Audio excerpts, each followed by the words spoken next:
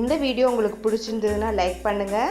இதுவரைக்கும் அன்னை சமையல் சேனலை சப்ஸ்கிரைப் பண்ணலன்னா ரெட் கலர் சப்ஸ்கிரைப் பட்டனை கிளிக் பண்ணுங்கள். தேங்க்யூ. அன்பு நண்பர்களே, அனைவருக்கும் அன்னை சமையலின் அன்பான வணக்கங்கள். இன்னைக்கு அன்னை சமையலில் புளியோதரை எப்படி செய்யறதுன்னு பார்க்கலாம். எல்லாருக்கும் பிடிச்சமான ரெசிபி தான்.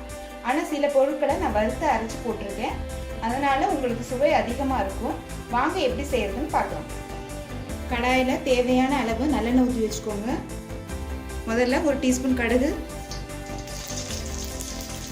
ஒரு டீஸ்பூன் உளுந்தம்பருப்பு, ஒரு டீஸ்பூன் கடலைப்பருப்பு,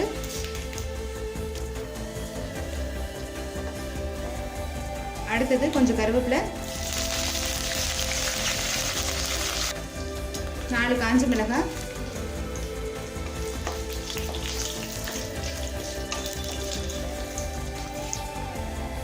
கொஞ்சமாக பெருங்காயம், அடுத்து கொஞ்சம் வேர்க்கடலை,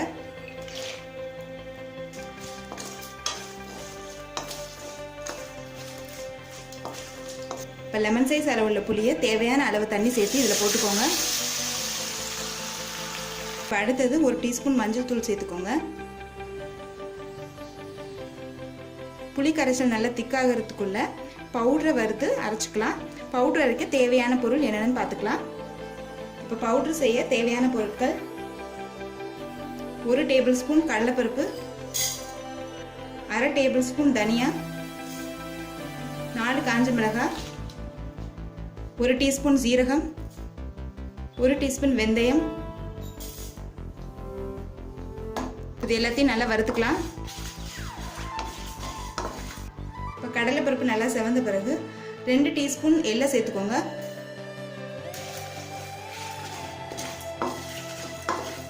நம்ம போட்டிருக்க எல்லாமே நல்லா செவந்துருச்சு. இப்போ இது எல்லாத்தையும் மிக்சியில் நைஸாக அரைச்சி கொதிச்சுட்டு இருக்க புளி கரைசலில் சேர்த்துடலாம். 5 நிமிஷம் கழிச்சு பார்த்தீங்கன்னா நல்லா திக்காயிடுச்சு புளி கரைசல். இப்போ தேவையான அளவு உப்பு சேர்த்துக்கலாம்.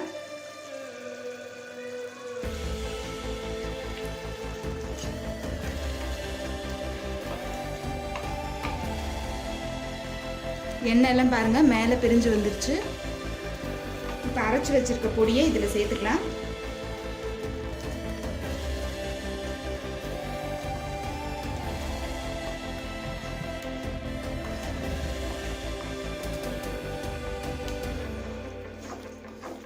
ஏற்கனவே நம்ம வறுத்துருக்கனால ரொம்ப கொதிக்க தேவையில்லை. 1 நிமிஷம் மட்டும் ஸ்லோலே இருக்கட்டும். அதுக்கப்புறம் இறக்கிடலாம். இப்போ 1 நிமிஷம் ஆயிடுச்சுங்க. சாதத்தோடு கலந்து சர்வ் பண்ணிடலாம். இப்போ சுவையான புளியோதரை ரெடி ஆகிடுச்சுங்க. ரெசிபியை ட்ரை பண்ணி பாருங்கள், கண்டிப்பாக உங்களுக்கே பிடிக்கும். ரெசிபி பிடிச்சிருந்ததுன்னா வீடியோவை லைக் பண்ணுங்கள், கமெண்ட் பண்ணுங்கள், ஷேர் பண்ணுங்கள்.